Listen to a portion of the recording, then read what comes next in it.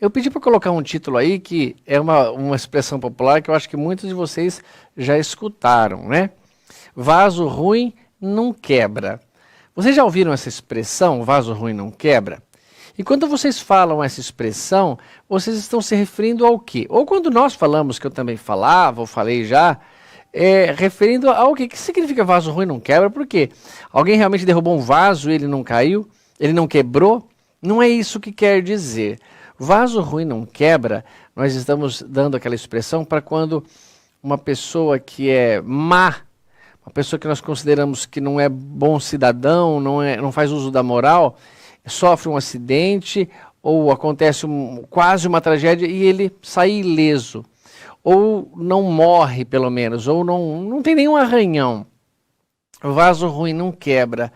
E os espíritos tomaram como base, e esse espírito que escreveu foi Fenelon, escreveu em 1861 um texto com um título diferente, mas que tem a mesma ideia dessa questão vaso ruim não quebra. Se fosse um homem de bem, teria morrido. Eu sei que muitos de nós justificam a morte de um filho, de um pai, de um irmão, assim. Puxa, se fosse um homem mau, eu acho que teria sobrevivido, mas como foi meu filhinho, acabou morrendo. Como pôde Deus fazer isso com uma pessoa tão boa?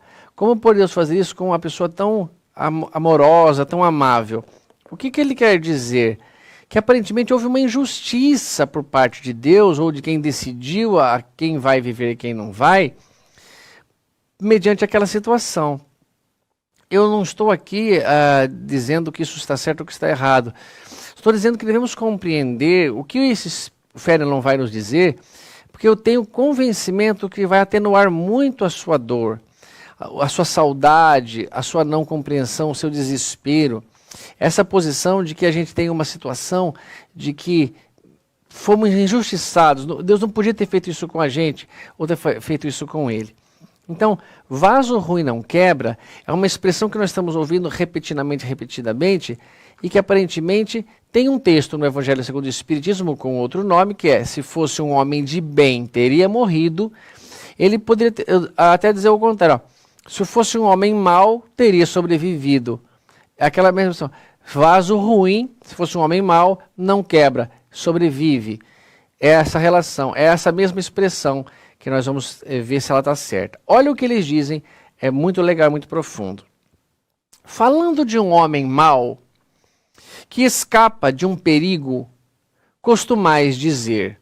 Aqui caberia, vaso ruim não quebra, mas não é isso que ele diz. Isso eu só estou trazendo para a nossa linguagem popular brasileira aqui, para a gente entender.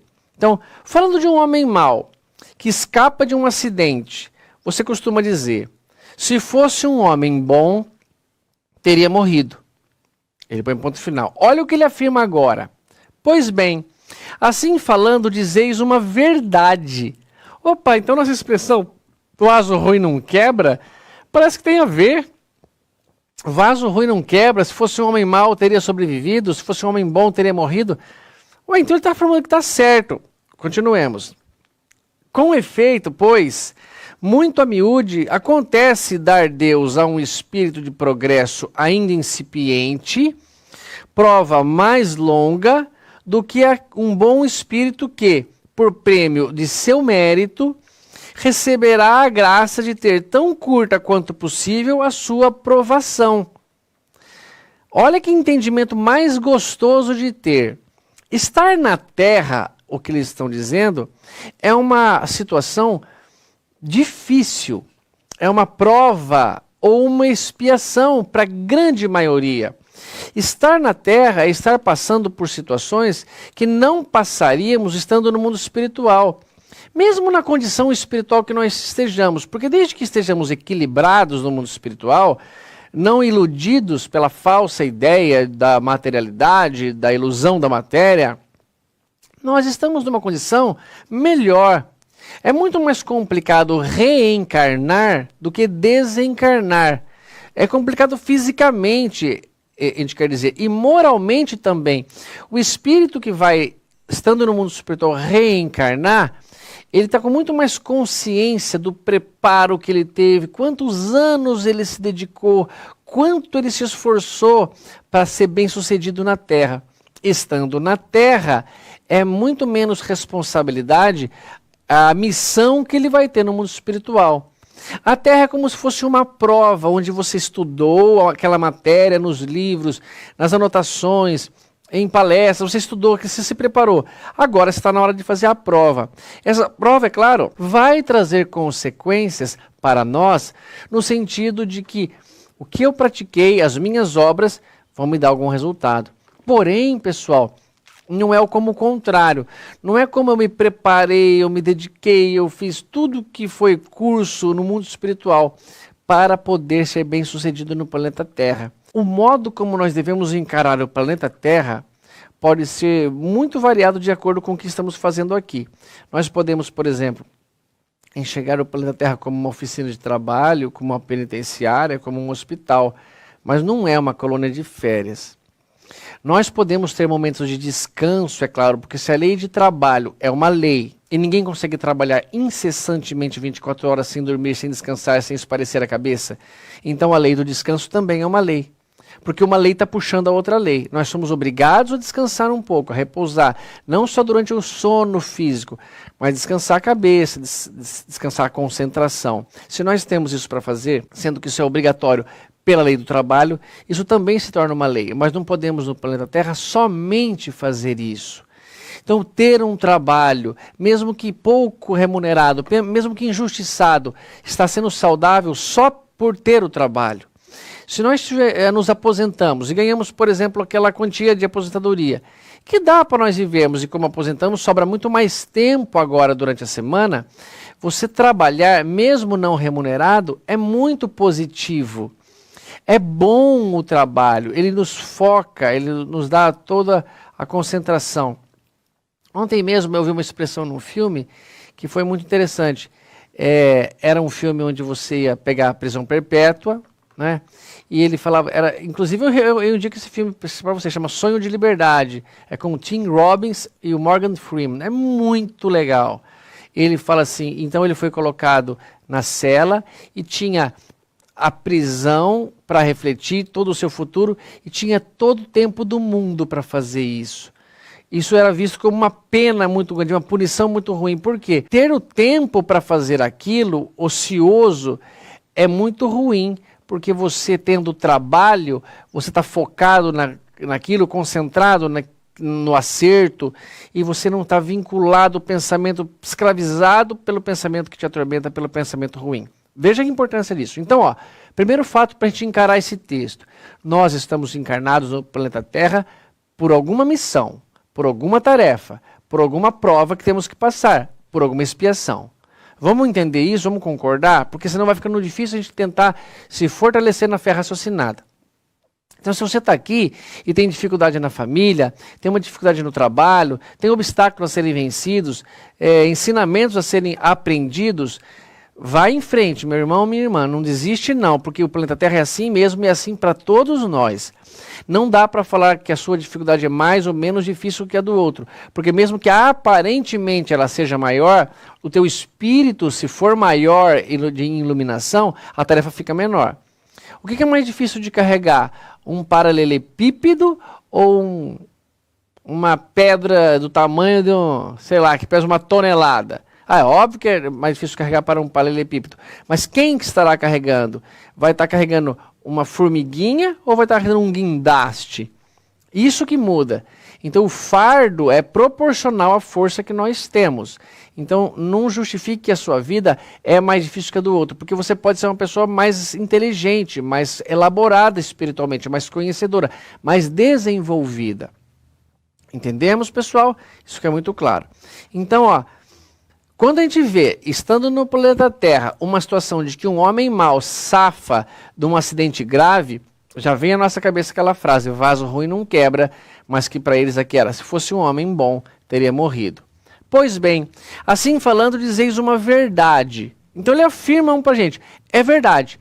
Quando um homem bom, acontece alguma coisa com ele, parece que ele desencarna mais fácil. E um homem mau não, é real, está certo esse pensamento. Por quê? Porque acontece que, muito frequentemente, Deus dá a libertação da penitenciária. Ele dá a libertação de um espírito ao planeta Terra, preso ao planeta Terra, mais cedo do que um outro que ainda não está pronto para ser libertado. Olha como, mudando de opinião, mudando a nossa ideia, a gente já começa a entender, puxa, realmente eu não tenho que encarar então como uma punição. Não foi um castigo de Deus para mim.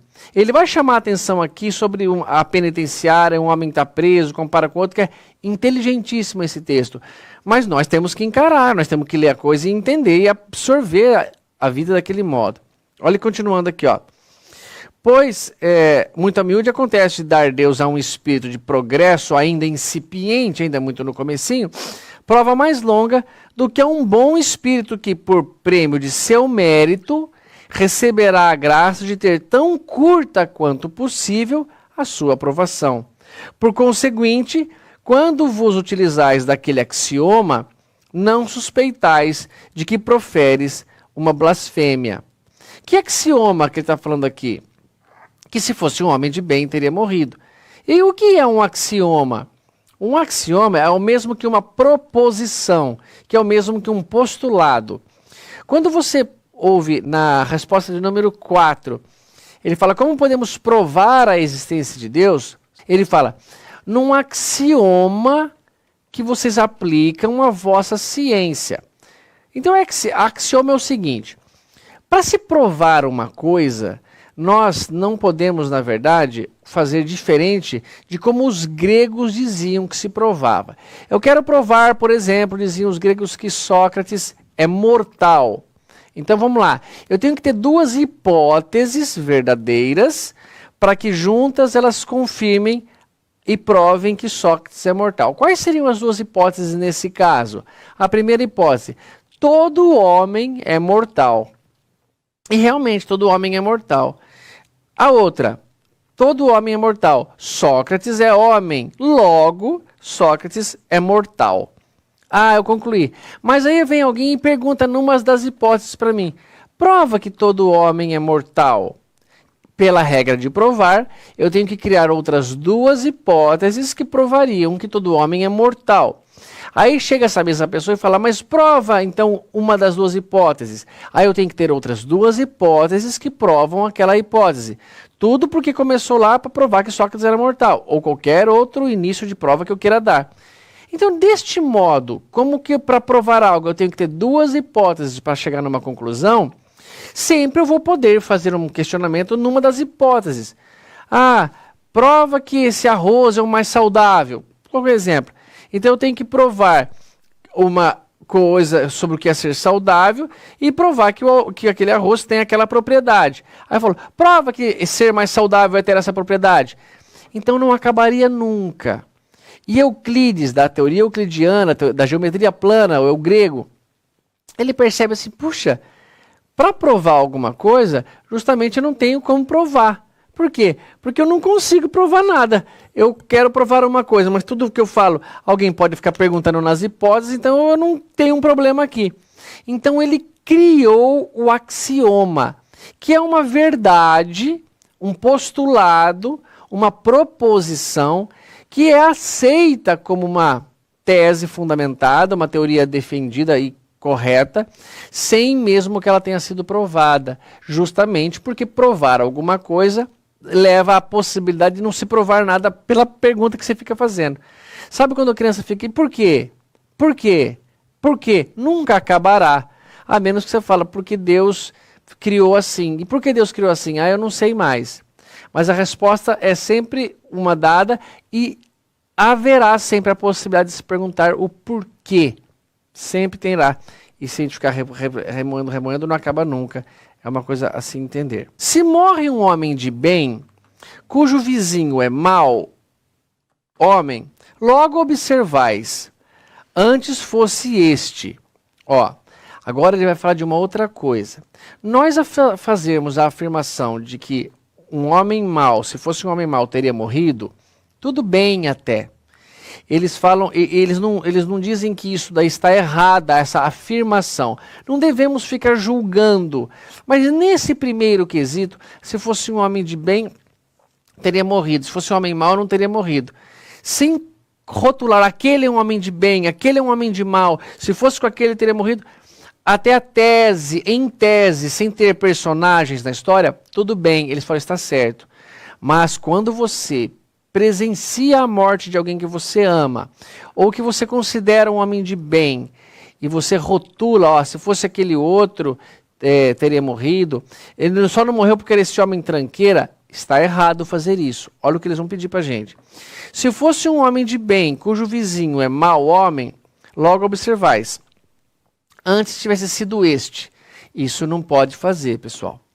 Se você perdeu o seu filho, se você perdeu o esposo, perdeu um amigo, se você perdeu a esposa, uma filha, um primo, um professor que você amava muito, e justamente aquele professor que era o bom professor, gente boa, explicava bem a matéria, isso aconteceu comigo na universidade, e fica um outro que você não gosta, que é chato, não é interessado, aqueles professores que estão ali mais por obrigação do dinheiro que ele quer, ele não tem amor pelo aluno.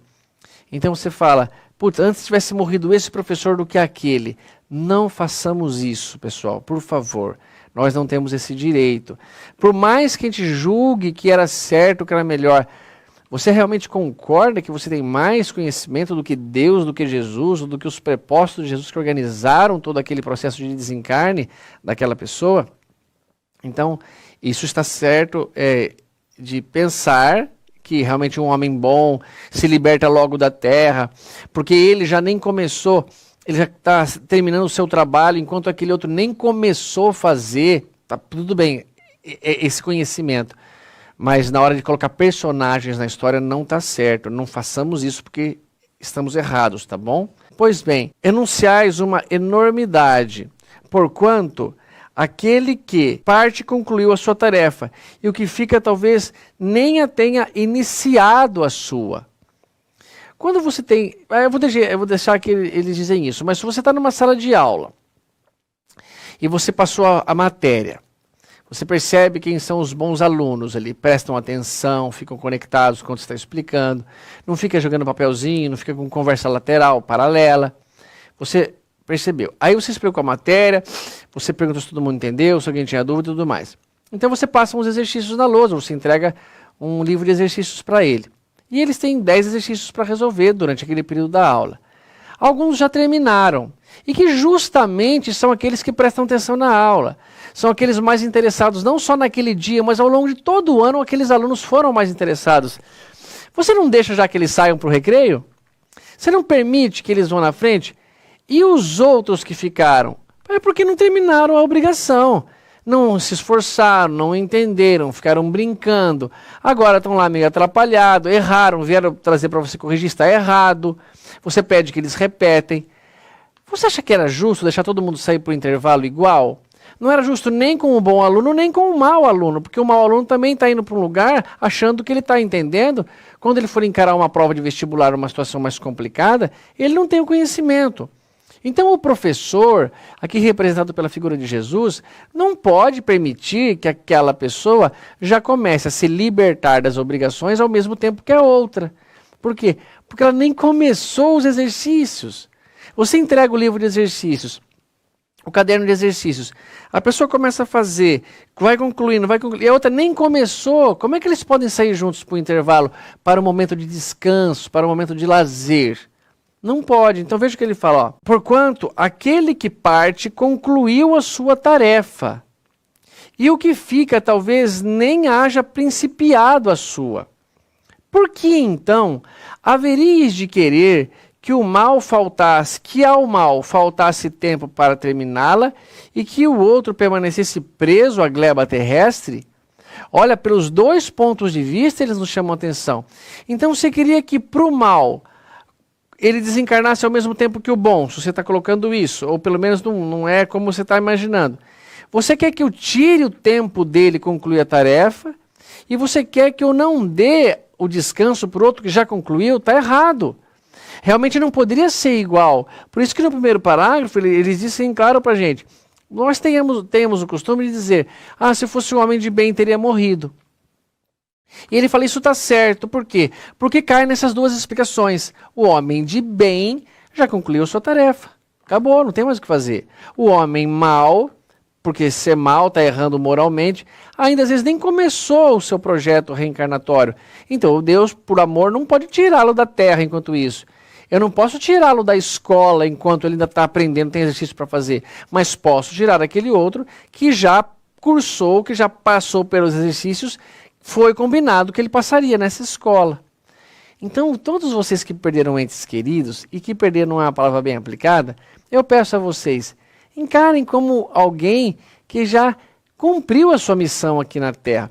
Mas mesmo que falar, tudo bem, a explicação é bonita, eu concordo, mas não me parece muito certo, porque aquela pessoa que morreu não era lá muito boa gente. Ele morreu e era uma pessoa, ele era do mal, ele fazia coisas erradas, e por isso que morreu. Até foi um tiro que ele tomou, foi uma situação. Como que você sabe que você pode afirmar que não tem um propósito por trás disso? Que não tenha ele mesmo realmente cumprido alguma missão desta encarnação? Ninguém está falando que ele não tem mais que reencarnar, mas estamos afirmando com segurança de que se ele passou por isso nessa situação, ele nessa encarnação, ele teve algum ensinamento e já é a hora de voltar para preparar uma outra. Existem espíritos que às vezes passam pela Terra, mas para completar uma encarnação, algo que começou de uma outra, passa por aquilo, trazem um perispírito, uma marca muito profunda, purgam o que tem que fazer naquela encarnação mais breve, mesmo mais curta, e depois voltam ao planeta. Assim que eu imagino as mortes de crianças prematuras, que são verdadeiros seres inocentes nessa encarnação, pelo que nós vemos. Mas eles vêm por uma encarnação bem curta, tem uma doença muito grave no seu corpo, os pais lutam com todo amor, com toda vontade, eles acabam desencarnando, e o pai e a mãe ficam todos tristes, revoltados com Deus, sem querer entender a oportunidade de imaginar, puxa, pode ser que esse filho nosso encarnou como uma prova ou uma expiação para nós, pais.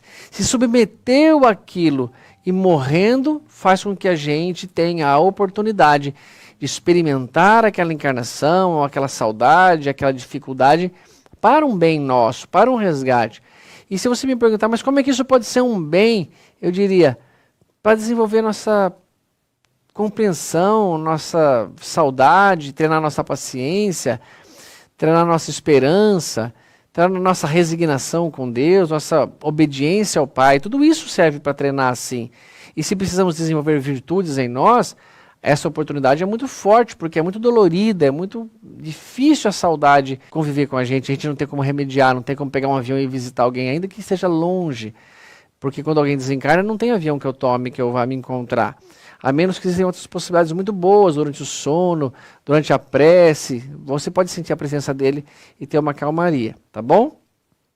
Então, por que então haveria de querer que ao mal faltasse tempo para terminá-la e que o outro permanecesse preso à gleba terrestre? Os dois modos teriam injustiça. Que diríeis se um prisioneiro... Olha essa imagem como Kardec constrói para a gente e é muito boa. O que você diria se um prisioneiro, alguém que cometeu um delito na sociedade, está preso, que cumpriu a sentença contra ele pronunciada? Então imagina que a pessoa cometeu um furto e foi condenada a 2 anos de prisão, 1 ano. O que você pensaria de dizer, quanto tempo esse prisioneiro está aqui? Ele está há 5 anos. Nossa, 5 anos? Ou está há 10 anos? 10 anos? Puxa, qual foi o delito que ele cometeu? Quanto tempo ainda ele vai ficar? Não, ele cometeu um furto, a pena dele era só de 2 anos, ele está há 10 anos aí porque o julgamento dele não acontece e de uma vez por todas ele não sai daqui. Você acharia justo isso? Não acharia, com certeza não. O que eles estão querendo dizer é isso, que o planeta Terra é mais para ser encarado como um lugar que não queremos estar do que um lugar onde queremos estar. Por que eu quero tanto ficar encarnado? Por que eu não quero desencarnar? É pela insegurança, pelo medo, por não saber o que vai encontrar. Sabe que tem pessoas que, por mais em condições ruins que estão no umbral, ficam lá, permanecem lá, porque estão acomodados. É igual aqui no planeta Terra, você já viu isso? Muitas pessoas, e eu tenho muito cuidado em falar isso, porque eu respeito muito os meus irmãos que moram na rua, eu já fiz alguns trabalhos assistenciais com alguns centros de Bauru, para conversar com esses irmãos, para atender de algum modo as suas necessidades. Eu atendo no meu consultório pessoas com pouca condição financeira, de algum modo para ajudar. Então eu digo, quando você está nessa condição, que você presencia um irmão de rua, na qual você faz um trabalho, na qual você oferece uma condição para que ele próprio saia daquela situação, pelo menos os que eu conversei não querem sair. Eles estão acomodados na situação da mendicância, da situação da esmola. Porque eu vi algumas pessoas oferecendo a eles uma oportunidade de cortar o cabelo, cortar a barba, trocar de roupa, ia ganhar uma roupa, ia ter um lugar para dormir só dele, um quartinho reservado, ainda que simples, porém muito melhor do que ficar na rua, ao relento, à exposição de perigos, à mercê de vândalos, de pessoas malvadas, usando droga. Então ele trabalharia, ganharia um salário e enquanto está nessa fase, ele poderia ter uma moradia sem custo, ele poderia progredir no trabalho, aparentemente uma solução para todos os problemas que ele passa. Ele não aceita, ele não quer. Eles se irritavam conosco quando oferecíamos isso. Eles chegavam a desconfiar que as prévias visitas que fazíamos eram interessadas justamente só para desembocar nisso. E alguns deles diziam, foi para isso que você veio, para me convencer, e eu não passo fome aqui não, viu tio? Segunda-feira vem o pessoal da igreja evangélica, terça-feira eu como ali naquele lugar que dá de graça, na quarta-feira vem o pessoal da igreja católica, quinta-feira tem vocês espíritas. Então você percebe, ele está acomodado, ele está aceitando a situação de não ter mais um lugar para tomar banho, não precisar ter responsabilidade como algo saudável ou prazeroso para ele. E é isso que ele fala aqui para nós, para todos nós. Né? O que dirias de um prisioneiro que, se fosse cumprida uma sentença contra ele pronunciada, fosse conservado no cárcere, ao mesmo tempo que restituíssem a liberdade a um que a esta não tivesse direito? É a mesma coisa. Uma pessoa que está no planeta Terra, na situação de morar na rua, quer sair, já se dedicou, já experimentou, já viu que é ruim, está se esforçando, pedindo ajuda para que alguém o aceite como caseiro num sítio, como alguém que possa limpar o seu terreno, mas que aos poucos ele vai ganhando e demonstrando a sua honestidade, vai ganhando confiança do seu patrão, do seu empregador, e ele vai melhorando em posição naquela situação. Ele sai dali, ele consegue sair dali. Portanto, no mundo espiritual também nos acomodamos muitas vezes, e nós não podemos nos acomodar. E esta acomodação é o que eu digo claramente. Se um espírito que está encarnado no planeta Terra resolvesse falar assim, não, eu vou melhorar a minha condição, eu não quero mais ficar nessa situação, eu acho que nada o manteria lá. Eu acho que não há a condição de falar assim, aquele espírito não consegue sair daquela situação. É impossível tirá-lo daquela situação. Nem que todos os esforços que aquele espírito produza, nem que todas as dedicações daquele espírito, nem que tudo que ele peça, se dedique, fará com que mude. Pode que ele não atinja a condição de um empresário muito bem sucedido, de um músico muito bem sucedido, ou de alguma coisa assim, pela própria circunstância do país que ele mora, da vida. Mas que ele não permanece naquela condição de mendicância, ele não permanece. É a mesma coisa no mundo espiritual, tá bom? E que muitos estão acomodados lá no mundo espiritual, precisam reencarnar e, no entanto, não querem reencarnar. Ao mesmo tempo que restituísse a liberdade a um que a esta não tivesse direito.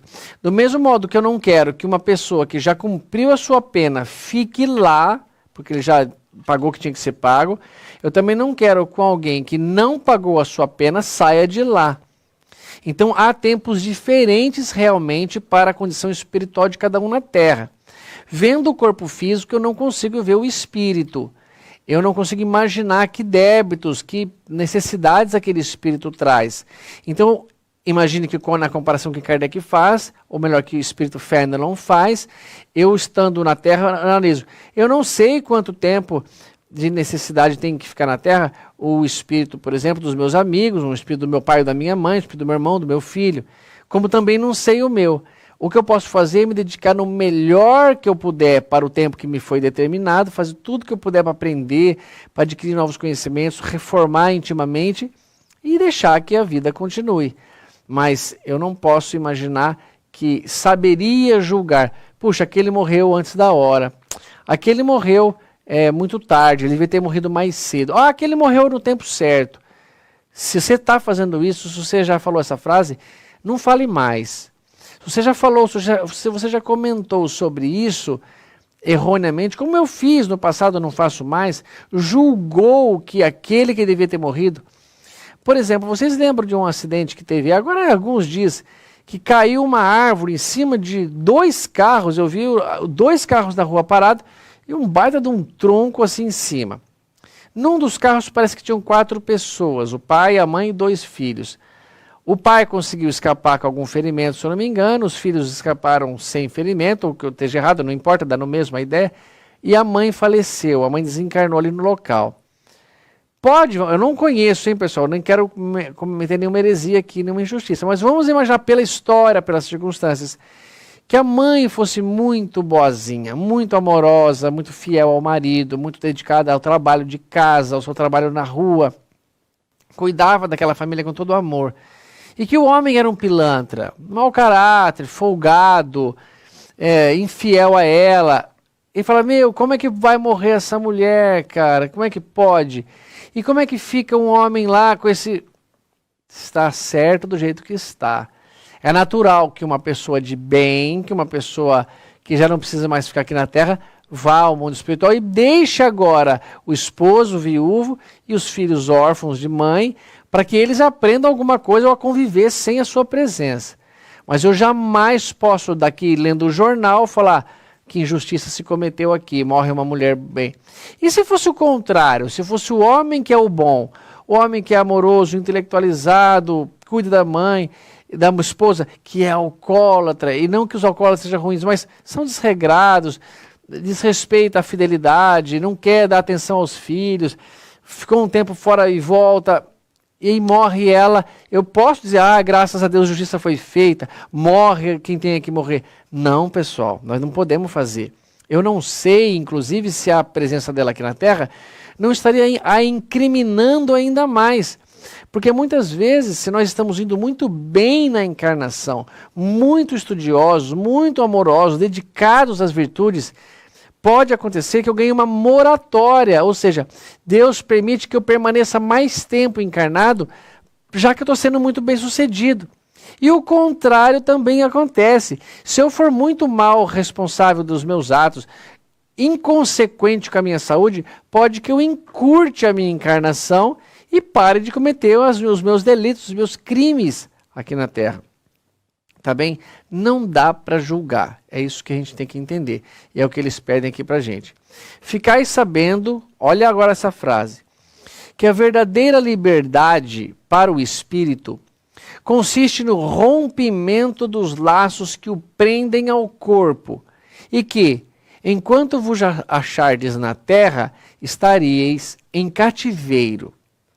Ele propõe um entendimento para nós. Entendam, meus amigos, que estar encarnado na Terra é estar em cativeiro.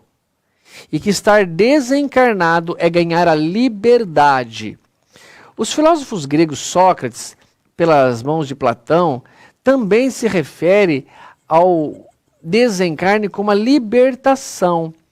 Eles não diziam espírito, mas eles diziam a alma.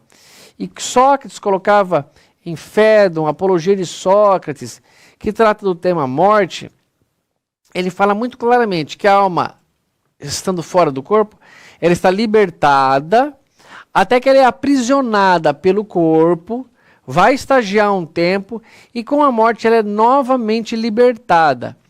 Então essa liberdade a que nós almejamos, um dia conhecerás a verdade os tornará livres.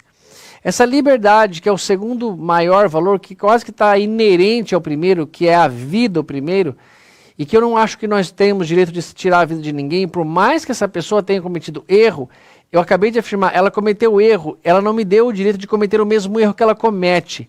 Um ladrão, por ser ladrão, não dá o direito de um homem honesto a ser ladrão também. Se o homem honesto for ladrão, justificando que o outro é ladrão, teremos dois ladrões, e não um ladrão e um honesto justificado. Não, nós temos ladrões do mesmo modo. Então, essa questão é muito valiosa de se entender. Quando você está libertado, então, de Sócrates, quando você está livre do corpo, você está no planeta Terra, mas desvinculado à matéria. Você está realmente com liberdade de ação, liberdade de agir.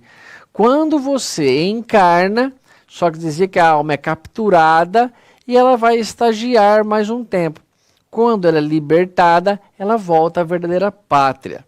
Entendendo então que estar encarnado, estar em cativeiro, numa penitenciária, num hospital, é estar passando por uma situação que quase sempre é difícil. E eu sei que a vida é difícil, nossa, pessoal. Só de estar encarnado, já temos tantas necessidades, somos tão vulneráveis à dor. Um desarranjo orgânico que aconteça conosco já nos debilita, já nos leva para a cama, já nos dói o corpo, já nos dá indisposições. Veja o que o coronavírus, o estrago que ele não faz com a humanidade inteira, e nós não temos a mínima capacidade de contê-lo. Por mais que se tenha tentado, que tenha se feito, a contaminação está crescendo e está se fazendo.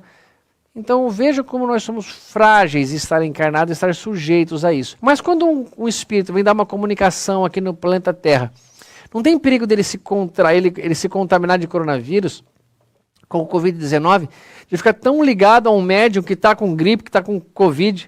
Não tem perigo.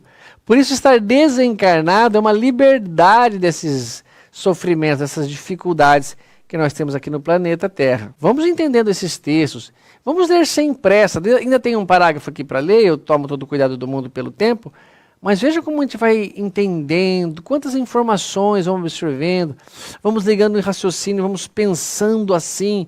Dá o teu exemplo. Eu fico muito satisfeito quando vocês comentam que a minha palestra é didática, ela esclarece. É porque eu tento trazer as situações, a exemplos corriqueiros, e a maneira como eu entendo. Não pensem vocês, o Tato faz uma mirabolante estratégia, ele é muito inteligente para conseguir nos... Não, é o modo como eu faço para mim. É o modo como eu entendo, com a mais sinceridade possível, que eu digo isso para vocês, tá bom? Agora o pedido final, pessoal, que nossa palestra tem que valer a pena com esse entendimento. Habituai-vos a não censurar o que vocês não podem compreender. Então, tudo isso que ele falou, ele deu exemplo de tudo quanto é lado. Tanto o homem mau que fica encarnado, quanto o homem bem que desencarna, quanto aquele que tem que continuar no seu aprendizado, quanto aquele que já aprendeu e já se libertou, já saiu da escola. Não dá para dizer uma coisa, nós não conseguimos ver o espírito, nós não conseguimos ver a condição reencarnatória daquele espírito. Nós estamos vendo ele num momento da encarnação dele. Como Jesus fala para Nicodemos, você sente o vento passar, não sente, Nicodemos? Ele está batendo aqui no nosso rosto, ele está batendo no nosso corpo, a gente sente ele, não sente, sente. Mas você sabe de onde que ele vem? Você sabe para onde que ele vai? Então ele quer dizer, assim também é o homem que é nascido do Espírito. Eu não sei de onde que vocês vêm e por que vocês estão encarnados ainda e por que alguns já desencarnaram. Eu também não sei a minha própria condição de estar encarnado ainda e por que alguns já desencarnaram antes de mim. Mas eu não sabendo não significa que não esteja certo, que não esteja por trás dessa perfeita articulação Jesus, Deus, os bons espíritos. Então, habitua-se a não censurar.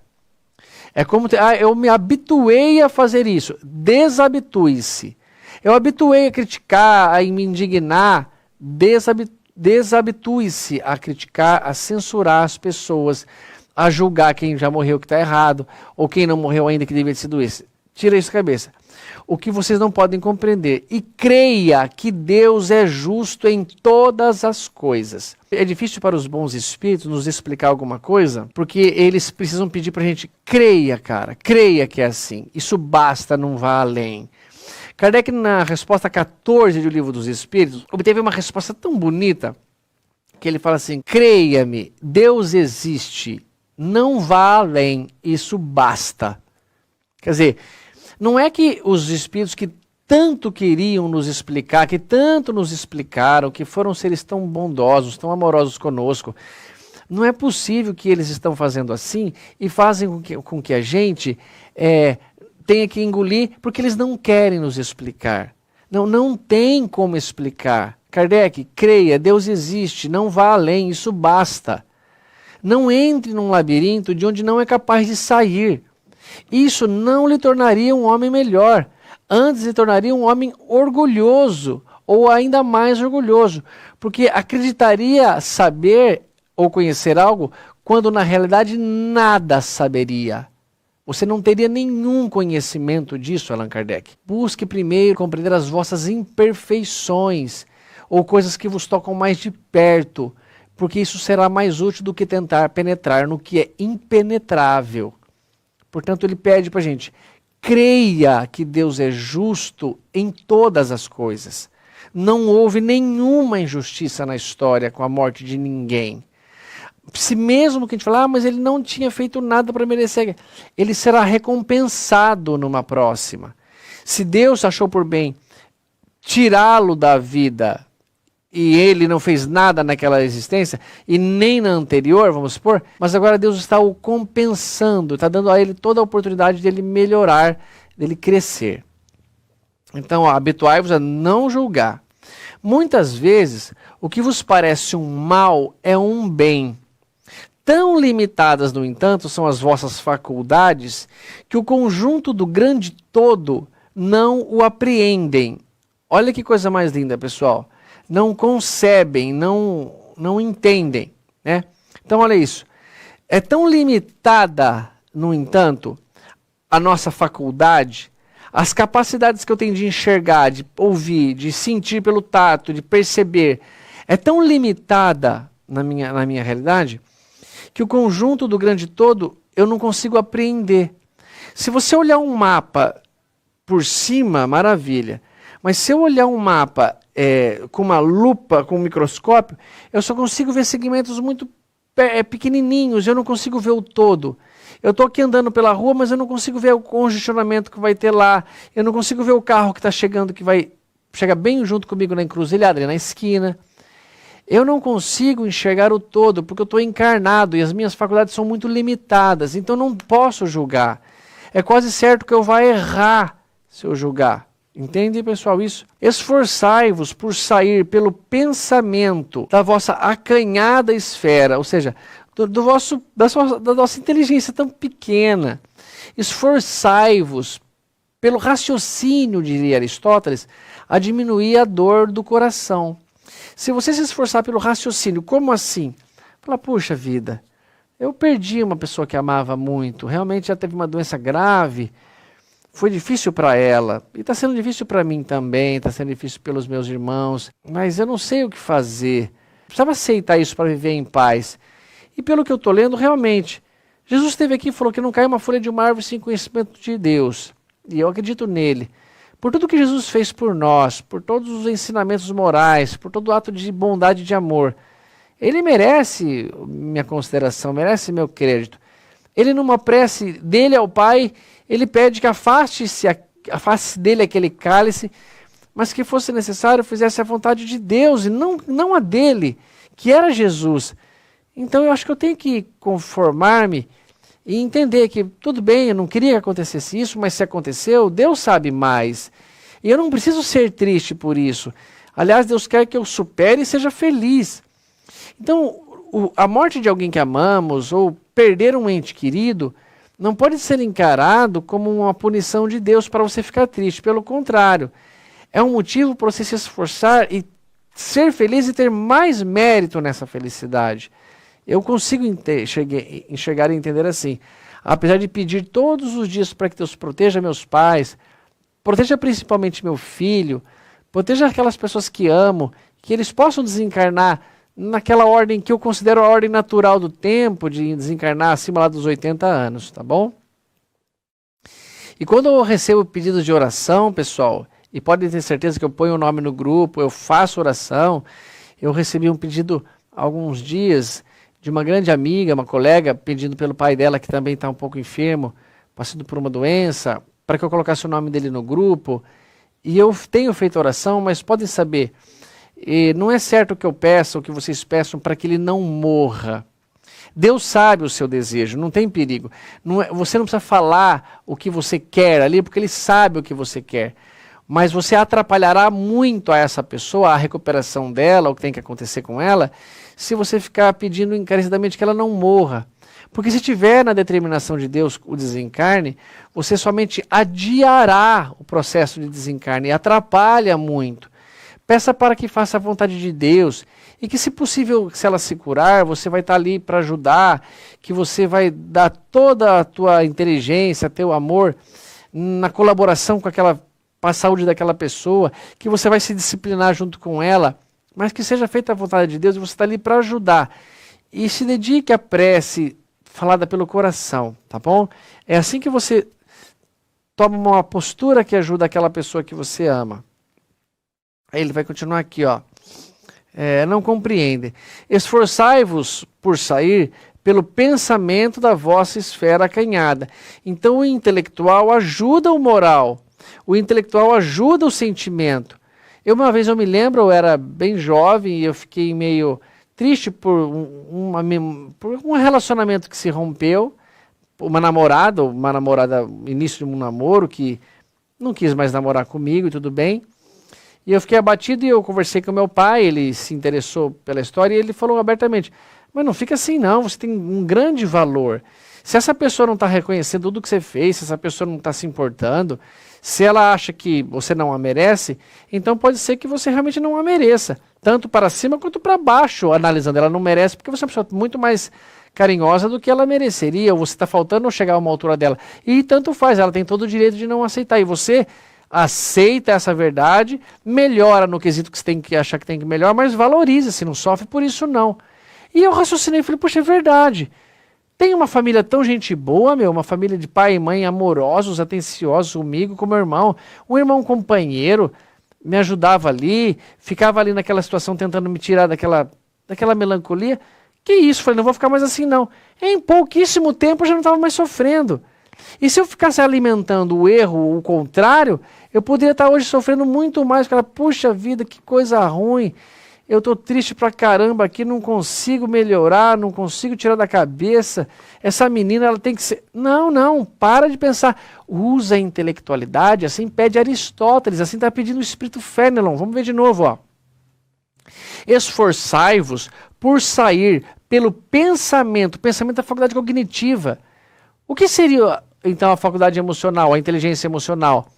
A emoção, o sentimento, não o pensamento.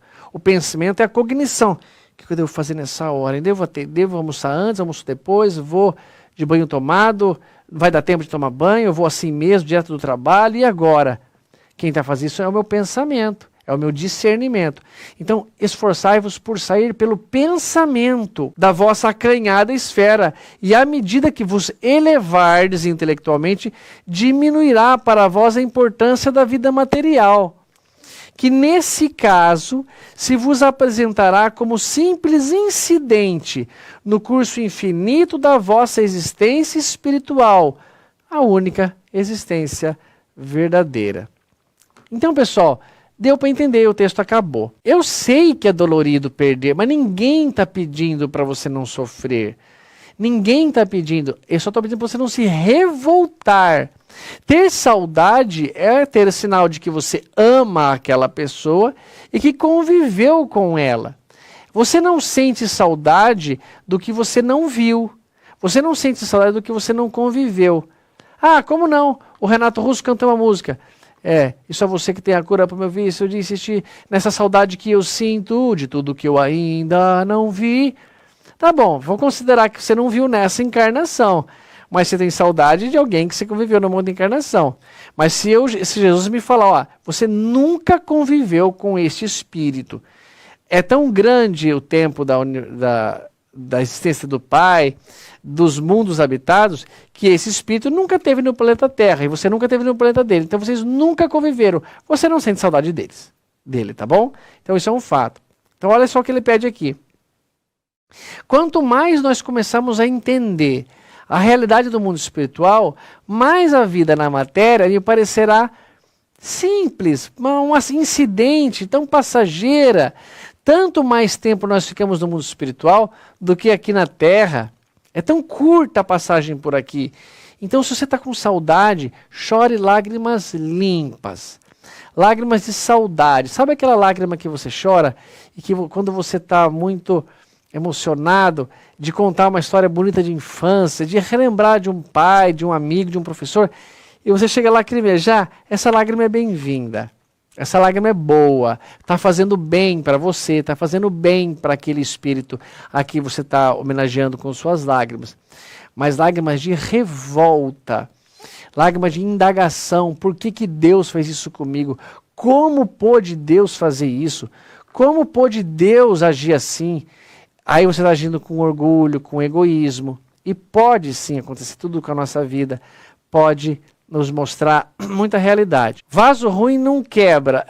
Tem um pouco de verdade nessa história. Vaso ruim quebra também. Mas na maioria das vezes, o vaso ruim permanece intacto na terra para que ele ainda continue recebendo as flores de Deus, que são os espíritos. O vaso sagrado é o nosso corpo, dizia Paulo, que recebe o espírito, que são as flores. Então, imagina que o vaso só tem função se ele alimentar, se ele levar proteção às flores. Portanto, o vaso ruim, o corpo ruim, aquele corpo malvado, aquela pessoa que está no planeta Terra só fazendo coisa errada, aparentemente gosta de boa saúde, de boa condição financeira, ele tem que ter mais tempo para corrigir, para repensar tudo o que ele está fazendo. E o vaso bonito, aquele vaso de cristal, aquele vaso impecável, quebrou. O corpo foi detido, ele morreu, porque aquele espírito não precisava mais estagiar ali. E que bom pensar desse modo, com esses olhos para os nossos entes queridos que se foram. Porque é uma questão de tempo, pessoal, eu posso dizer isso com toda segurança para todos vocês. Daqui um pouquinho, mais cedo ou mais tarde, todos nós estaremos no mundo espiritual. E no mundo espiritual podemos ver, como diz o Dr. Bezerra de Menezes, quem é que estava com a razão. É no mundo espiritual que nós poderemos ver quem é que entendeu direitinho se estar encarnado é a verdadeira vida, se desencarnar continua a vida, se tudo que nós fazemos aqui, se tem uma obra, como diz a cada um segundo as suas obras, ainda temos mais alguns dias nesse mês e mais um ano renova. Entenda que a vida é uma renovação, é um eterno giro e que esse ano de 2020 foi um ano bem difícil. E eu acho que muitos falam, 2020 foi muito ruim, 2021 vai ser melhor. Eu torço para isso também, mas se 2020 foi o ano que nós aprendemos mais, então que venham outros dentro da nossa limitação, que Deus sabe quanto podemos. Eu acho que nós vamos estender, nós vamos invadir um pouquinho o ano de 2020, mas não importa. Se invadimos o ano de 2020 com o Covid ainda em alta, com a pandemia crescendo, com qualquer dificuldade que tenhamos individualmente ou coletivamente, ela será muito bem-vinda se nosso espírito estiver melhorando. Se eu estiver compreendendo que cabe a Deus decidir quem fica e quem vai do planeta Terra. Cabe ao juiz determinar qual o presidiário que sai ou não da penitenciária. E a mim não cabe julgar.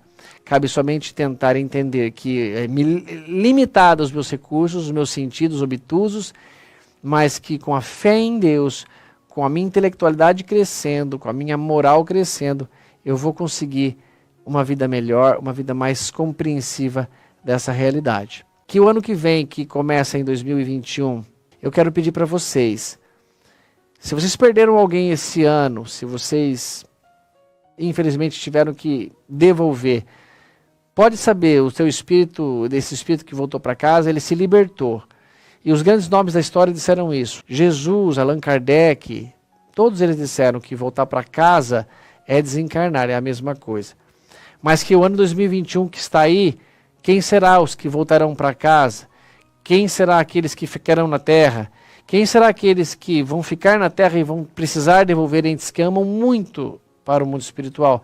Mas se assim acontecer, ter resignação a Deus, obediência, submissão à vontade do nosso Pai e entenda que em pouco tempo estaremos juntos outra vez, mas que com a nossa consideração, nosso entendimento intelectual, poderemos sofrer bem menos. E entendendo que estar na terra é aprender, estar na terra é estar em prova, é em expiação, e que Deus, achando que isso chegou ao fim, nos libertará. E ficaremos, ao contrário de tristes, felizes por aqueles que se foram, porque estarão preparando o terreno para que quando chegar a nossa vez, eles possam nos receber com um sorriso, com os braços abertos. Muito obrigado por esse carinho, por essa atenção, por estar aqui comigo ainda, 261 equipamentos ligados com a gente agora. E que bom imaginar que vocês estão ainda conectados para receber essa verdade, essa mensagem que faz tão bem ao meu coração. E tenho certeza que vai fazer bem a todos, desde que queiram aceitá-la. Aceitem, recebam, orem e creiam que Jesus nos ama, está conosco e ninguém morre por acaso. Quando voltamos para casa é porque acabou o tempo da penitenciária, o tempo da oficina de trabalho e agora é hora de trabalhar por lá e chegará a todos invariavelmente esse momento. E quando chegar, nós vamos junto para um lugar muito melhor. E quando voltarmos para a terra, ela também estará melhor, porque nós estaremos melhor, fazendo tudo de bom por nós e pela humanidade toda. Pessoal, um beijão para vocês, fica com Deus, obrigado por tudo mais uma vez.